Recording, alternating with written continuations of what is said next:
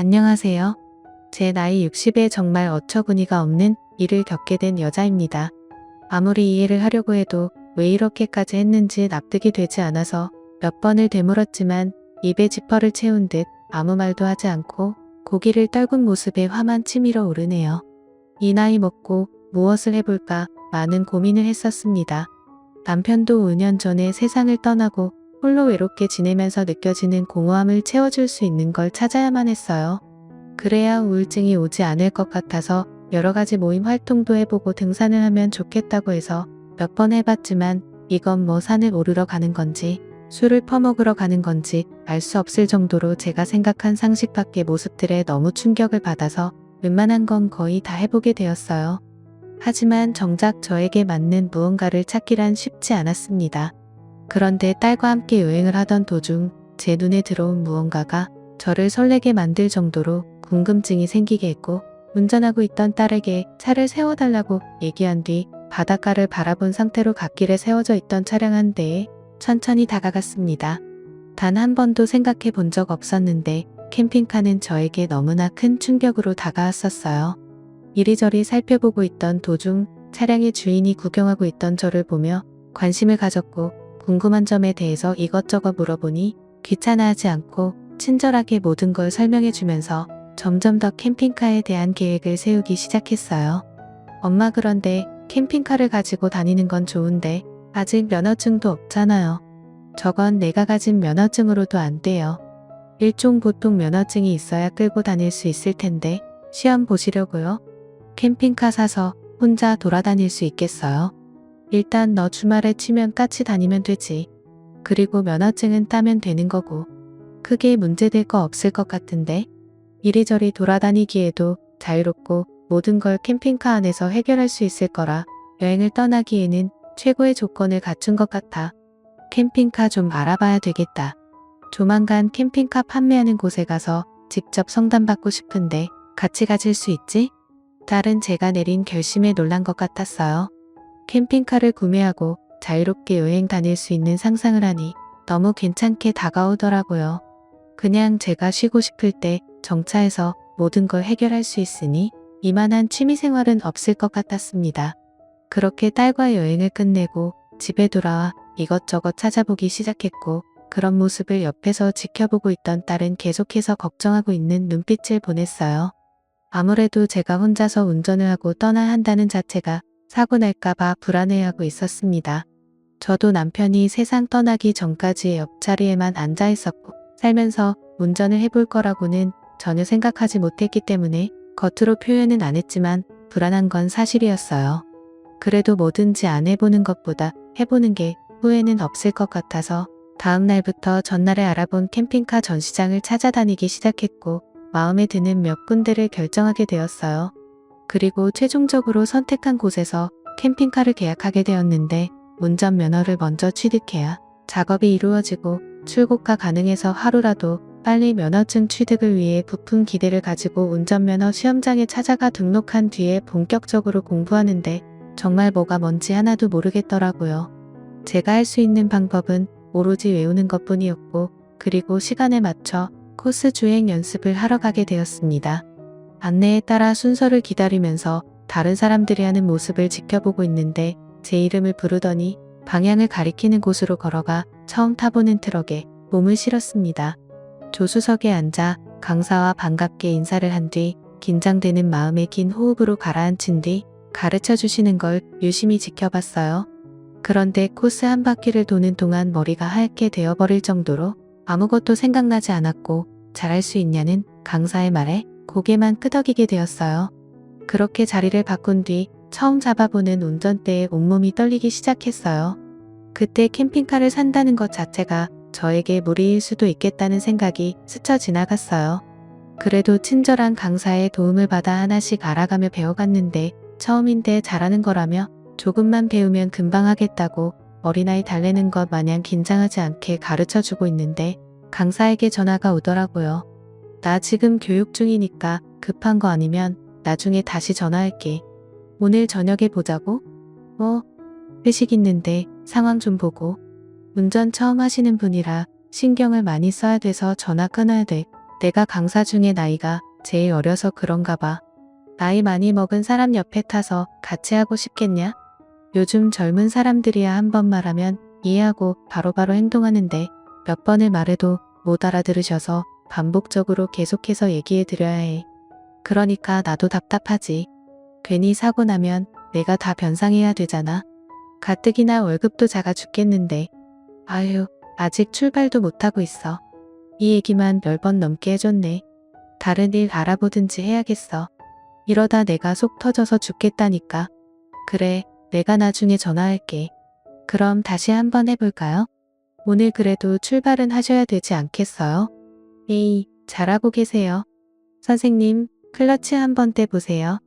확 떼지 말고 천천히 해보세요. 도저히 참기 힘들었는지 갑자기 무섭게 인상을 쓰면서 화를 내며 차에서 내리더니 운전석 쪽으로 다가와 문을 열었고 저를 보고 내리라고 하길래 내렸더니 저수석에 다시 올라타라는 말에 강사의 말대로 따랐습니다. 그리고 클러치를 천천히 떼면서 차가 덜덜거리더니 출발하는 걸 보여줬고 다시 한번 유심히 확인한 뒤에 강사의 지시대로 천천히 클러치를 떼니 꺼질 것처럼 덜덜거렸지만 천천히 앞으로 나가고 있었습니다. 다리가 너무 떨려서 생각하는 것처럼 몸이 따라주지 않았었네요. 그런데 출발은 했는데 문제는 언덕을 올라가지 못했어요. 한 번에 모든 걸 동시에 조작하는 자체가 저에게는 익숙치가 않아서 언덕에서 계속 시동이 꺼지게 되었고 결국 처음에 밝게 웃는 얼굴로 인사를 나눴던 강사는 어디 가고 짜증 섞인 얼굴과 말투로 저를 보며 화를 내고 있었어요. 자기가 강사 일을 하면서 저 같은 사람은 처음 봤다네요. 초보가 캠핑카 운전할 거라고 얘기하셨잖아요. 그런데 지금 이게 뭐 하는 거예요? 언덕 하나 올라가지 못해서 계속해서 시동이 꺼지고 브레이크는 늦게 밟고 뒤로 밀려서 사고 날 뻔하고 저한테 일부러 그러시는 거예요? 아니 왜 이렇게 한 번 말하면 말귀를 못 알아들으시는 거예요? 그냥 운전 때려치세요. 이래가지고 캠핑을 하신다고요? 그냥 펜션 하나 잡아서 거기에서 생활하세요. 이렇게 배워서 캠핑 따라왔자 황천길 가기 생겼네요. 뭐라고요? 처음이니까 누구나 실수할 수 있는 거지. 그쪽은 처음부터 운전 잘했어요? 누군가에게 배워서 지금 이걸로 밥 먹고 사는 거 아니에요? 그리고 제가 그쪽보다 나이도 한참이나 많은데 말버릇이 그게 뭐예요? 그쪽은 부모 없어요? 자기 엄마라도 이런 식으로 했을까요? 자기 돈 주고 배우는 입장에서 상당히 불쾌하네요. 강사의 태도와 말투가 저를 너무 힘들게 만들었어요. 말하는 거나 행동으로 볼 때 저를 막대하는 것이 심한 것 같아서 더 큰 소리로 화를 내고 말았네요. 사람들 능력이 다 틀린 거고 더 들 수도 있는 걸 답답하다고 화를 내는 것 자체가 저는 잘못됐다고 생각했었어요. 강사와 한바탕 싸운 뒤로 캠핑카 운전하고 전국 일주하고 싶다는 생각도 들지 않아서 그 자리에서 그냥 집으로 돌아왔습니다. 너무 분하고 화가 치밀어 올라 집에 도착해서 혼자 화를 삭히느라 죽는 줄 알았네요. 그렇게 저녁 시간이 되자 딸에게 전화가 왔고 예비 사위가 다시 전화가 왔어요. 예비 사위가 저녁을 사준다며 나오라고 하길래 기분도 좋지 않아서 머리도 식힐 겸 약속 장소로 나가게 되었어요. 결혼식을 앞둔 우리 딸과 예비 사위에게 그날 있었던 일들을 입에 모토를 단 것처럼 얘기를 하자 듣고 있던 사위가 그런 사람들이 다 있냐고 화를 내면서 제 편을 들어주더라고요. 딸도 강사가 잘못했다며 못하니까 배우러 가는 건데 화를 내는 건 아닌 것 같다고 흥분하며 저보다 더 열을 내고 있었습니다. 한참 동안 이 문제로 대화를 주고받았고 어느 정도 속에 있던 불만들을 털어놓게 되자 겨우 마음이 진정되더라고요. 그런데 갑자기 제 핸드폰에 전화가 울리길래 번호를 보니 모르는 전화번호더라고요. 별 생각 없이 전화를 받자마자 가라앉았던 기분이 확 나빠지기 시작했고 예상하지 못한 강사에게 온 전화에 술까지 먹은 상태라 막말을 하게 되었어요. 죄송하다고요? 이제 와서 사과를 하면 제가 받아줄 것 같아요? 목소리조차 듣고 싶지 않으니까 내일 당장 환불해주세요. 그쪽 같은 사람이 강사로 활동하니 운전면허 강사로 열심히 일하고 계시는 분들까지 다 같이 욕을 먹는 거예요. 그런 성격을 가지고 있으니까 발전이 없는 거지. 평생 강사 생활이나 하면서 살아요. 내일 당장 수강료 환불해요. 알겠어요? 정말 죄송합니다. 제가 근래에 안 좋은 일들이 계속해서 겹치는 바람에 많이 예민해졌나 봐요. 원래 화를 내는 성격이 아닌데요. 그날따라 유독 심했던 것 같네요. 이번 일만 잘 해결되면 제가 조심하겠습니다. 내가 그쪽이 스트레스를 받았는지 사정이 있는지 없는지 그런 것까지 신경 쓰면서 강습받아야 되는 거야? 그러니까 자기가 기분이 안 좋아서 그랬던 거니 그냥 받아들여라 이거야? 아직도 정신을 못 차렸네? 진땀을 빼고 있는 강사에게 저 또한 불만이었던 걸 전부 털어놓은 뒤에 전화를 끊었습니다. 저를 보고 있던 딸과 사위는 면허 시험장에 같이 가주겠다고 얘기했지만 회사에 지장을 주면서까지 그렇게 할 필요 없다며 설명했어요. 집에 돌아와서도 딸과 함께 이런저런 얘기하며 앞으로 몇 달 뒤에 있을 결혼식에 필요한 준비를 바쁘게 움직이며 조금의 시간도 그냥 넘어가지 않고 사위와 통화하면서 결혼식에 필요한 물건들을 알아보고 있었습니다. 저는 술을 꽤 많이 먹었는지 금세 잠이 들어버렸네요. 그렇게 다음날 아침 함께 술을 먹었던 딸에게 출근 전 화장을 하고 저도 아침을 먹고 면허 시험장에 갈 준비를 하며 머릿속으로 무슨 말을 해야 할지 정리하고 있었습니다.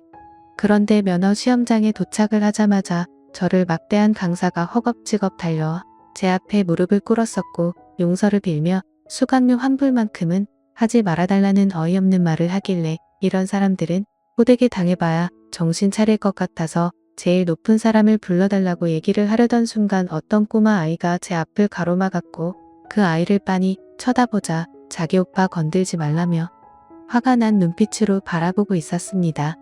살짝 당황해서 강사와 꼬마를 번갈아 쳐다봤어요. 강사는 30대가 넘어 보이는데 꼬마는 기껏해야 10살 정도 되어 보이는 아이였거든요. 그런데 사무실에 앉아있던 여자가 강사와 꼬마의 사정을 얘기하게 되면서 용서해 주기로 결정을 할 수밖에 없었고 총각 강사의 삶이 참 안타까웠어요.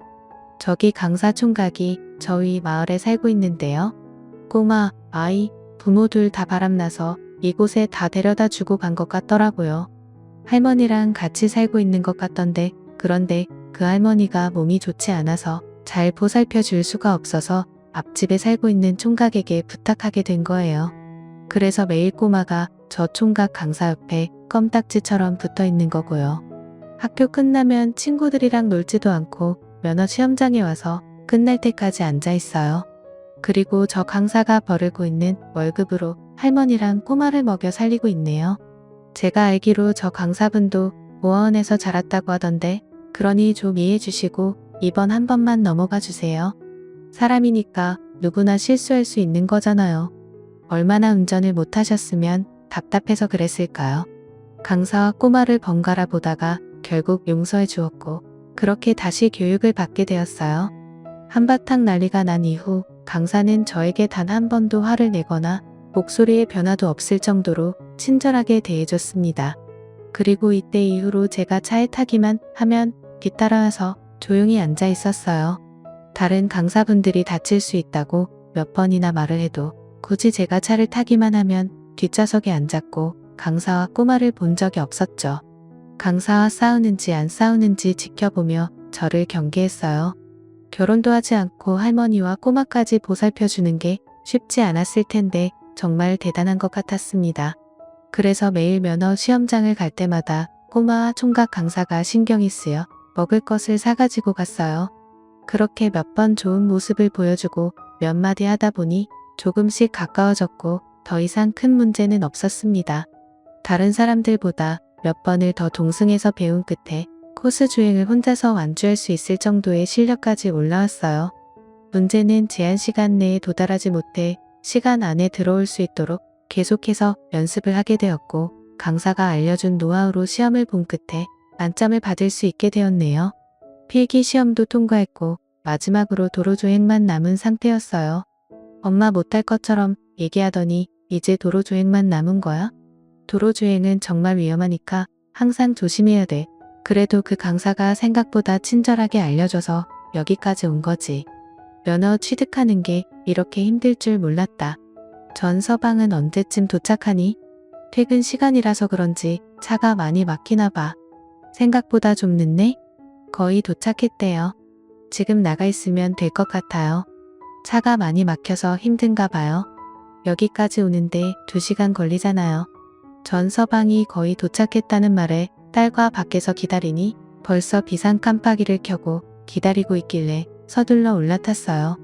식당 문이 10시면 문이 닫히는데 8시에 도착한 전 서방은 서둘러 예약한 음식점으로 달리고 있는데 무언가 느낌이 좋지 않더라고요. 차들 사이로 이리저리 위태롭게 끼어들기를 하고 있는 모습을 보니 운전을 안 할 때는 잘 몰랐는데 직접 운전을 하게 된 이후부터 안전운전하지 않는 사람들이 저에게는 불편했습니다. 그런데 식당에 거의 도착하던 그때 엄청난 일이 발생되었고 예비 사위로 들어온 전 서방이 처음 보는 모습을 두 눈으로 보고야 말았네요. 지금 뭐라고 했어? 아, 뭐라고 했냐고? 여기 땅이 전부 너희들 땅이야? 보자 하니까 감히 내 앞을 끼어들어 그냥 넘어가자. 우리 식당 시간 없잖아. 이러다가 도착도 못할 것 같아. 뒤에 엄마도 있는데 이렇게까지 해야 되겠어? 그래. 저 사람이 분명 갑자기 끼어들면서 자칫하다가 큰일 날 수 있었지만 그래도 아무도 다치지 않았으니까 어서 식당에 들어가자. 전 서방 그만하고 넘어가자고. 잠시만요. 저 사람들이 자기가 한 잘못에 대해 인정을 안 하고 있잖아요. 죄송하다는 말도 안 하고. 사위는 예약한 식당보다 운전을 이상하게 한 사람의 행동에 대해 흥분을 하며 결국 앞질러 가던 사람들을 막으며 속도를 내려 하길래 예비 사위에게 처음으로 소리를 질렀네요. 차 안에 혼자 있는 것도 아니고 사위와 결혼을 해야 할 딸과 제가 있는데 그 분노를 억누르지 못한 채 돌발 행동을 하는 모습이 안 좋게 다가와서 오히려 사위에게 화를 내자 그제서야 이성을 되찾은 사위는 예약한 식당으로 향하게 되었어요. 등에 식은 땀이 흐를 정도로 위험했던 순간이었고 자신의 성격을 제외하지 못했던 사위의 성격을 보게 되니 제 딸을 시집 보내는 게 맞는 건가 싶더라고요. 그래서 모두가 둘러 앉아 겨우 식사를 끝낸 뒤 잠시 카페에 앉아 이런저런 대화를 나누고 헤어진 뒤 집에 들어가 딸과 대화를 하는데 사위는 운전대만 잡으면 사람이 변한다고 단점에 대해 설명하는데 듣고 있던 저도 참 많이 불안했어요. 그런데 딸도 운전을 하다 보면 화가 날 때가 많다고 대수롭지 않게 넘어갔지만 점점 더 심해지는 성격 탓에 걱정이라며 자기가 잘 선택한 건지 최근에는 헷갈린다며 걱정을 하고 있었네요. 그래서 아직 결혼식 전인이 아닌 것 같으면 과감히 결정해야 한다고 조언을 해주는 것 외에는 할 수 있는 게 없었네요. 그래도 일상생활을 보면 둘의 사이는 정말 좋아 보였고 저희 딸이 아직까지 전 사방을 사랑하고 있으니 하지 말라고 말릴 수도 없었어요. 그래서 지켜볼 수밖에 없었네요. 그렇게 다시 일상생활로 돌아가 강사의 도움을 받으며 도로주행 연습을 했습니다. 어느 정도 기간이 지난 뒤 드디어 시험을 보게 되는 날이 오게 되었습니다. 도로주행만 끝이 나면 그토록 바라던 면허증을 발급받을 수 있게 되었고 제 꿈인 캠핑카를 타고 전국을 일주하게 되는 날도 얼마 남지 않았다는 게 점점 몸으로 다가오더라고요. 그런데 엄청난 일이 벌어질 거라고는 전혀 상상하지 못한 채 도로주행 시험을 하게 되었네요.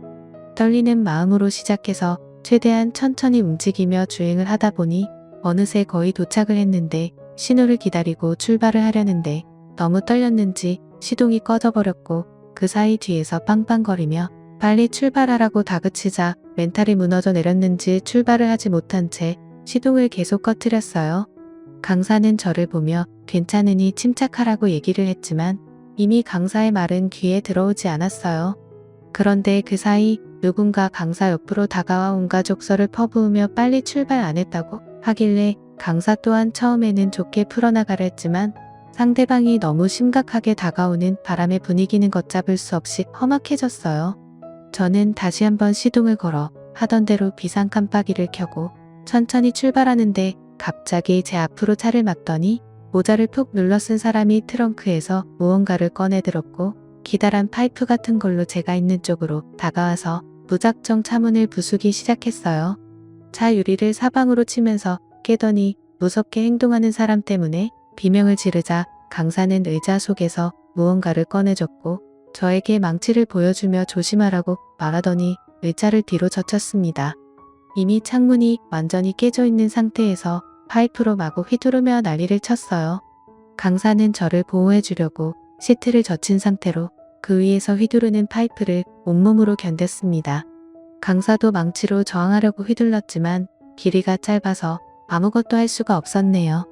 그런데 그 순간 갑자기 저를 보호해주던 강사가 힘없이 쓰러졌고 파이프를 휘두르던 사람이 쓰러진 강사를 보더니 다급히 도망을 쳤어요. 살려달라고 소리를 치고 있던 도중 주위 사람들의 신고로 경찰이 이미 출동했었는지 차를 타고 도망치는 사람을 쫓아갔고 의식을 완전히 잃은 강사를 불러봤지만 이동조차 하지 않아서 급하게 응급실로 향하게 되었네요. 그런데 충격적이게도 병원에 도착하기 전에 이미 숨을 쉬지 않고 있던 강사는 심폐소생술을 진행했지만 일어나지 못했고 머리를 크게 다치면서 돌이킬 수 없는 상황이 발생되었습니다. 그리고 얼마 못 가서 잡히게 된 범죄자의 얼굴을 보기 위해서 경찰서로 신원을 확인하려고 간 순간 얼굴을 보자마자 손이 올라가고 말았어요. 그건 다름 아닌 제 딸과 결혼을 약속한 예비 사위였고 예비 사위 또한 저를 보더니 경악을 하며 제가 운전하고 있을 거라고는 상상도 못했다는 어이없는 말을 늘어놓고 있었습니다. 제가 운전 교육을 받고 있는 거 뻔히 알면서 이런 일을 저질렀다는 게 너무 황당했고 운전대만 잡으면 분노 조절을 하지 못하는 놈에게 강력하게 처벌해달라고 소리쳤어요. 이 소식을 듣고 도착한 딸은 얼굴과 팔에 난 상처를 보고 경찰서에서 한바탕 난리가 났고 결국 그놈은 징역을 면할 수 없었습니다. 안타깝게도 총각이었던 강사는 저를 보호해 주려다가 이렇게 된 상황이 너무 미안했어요. 그리고 과거에 서로 안 좋았던 기억들까지 전부 떠오르면서 장례를 치르는 동안 하염없이 눈물을 흘리고 말았네요. 매일 강사 옆에 있던 꼬마는 사건이 일어났던 그날 감기 때문에 집에 있었는데 이런 소식을 듣고 저한테 살려달라고 애원하며 눈물을 흘렸습니다. 세상이 왜 이렇게 악해졌는지 너무 안타깝기만 하네요. 앞뒤 안 보고 성질부터 내는 사람들은 정말 운전대를 잡으면 안 될 것 같아요. 이런 이야기들이 저뿐만 아니라 뉴스에서도 정말 많이 일어나고 있다는 현실의 한숨만 나옵니다. 혼자가 되어버린 꼬마가 너무 불쌍해서 저희 집에서 현재 임시 거주를 하고 있는 상태입니다. 그리고 강사의 죽음이 헛되지 않기 위해 도로주행까지 끝내고 면허를 따야 하지만 그때 이후로 도저히 운전대를 잡을 수가 없네요. 많은 시간이 필요할 것 같아요. 여러분들께서 이런 경험을 보신 적 있으신가요? 너무 화가 나고 징역을 살고 있는 사위였던 그놈을 용서해 줄 생각조차 없습니다. 평생을 그 안에서 보냈으면 좋겠어요. 두 번 다시는 얼굴 볼 일이 없었으면 합니다. 이 문제로 파혼 위자료와 정신적인 손해배상 전부 받을 수 있었지만 예비 사돈들은 저와 딸에게 정중히 사과한 적 한 번도 없네요. 오로지 자기 아들이 구속됐다는 것에만 초점을 맞추고 억울하다는 입장만 내세울 뿐입니다. 부모가 저러니 자식까지 저런 것 같네요. 제 사연 들어주신 분들, 여러분들께서도 항상 운전하실 때 조심하시고 무슨 일이 벌어져도 꼭 피해 가시기를 바랍니다. 감사합니다.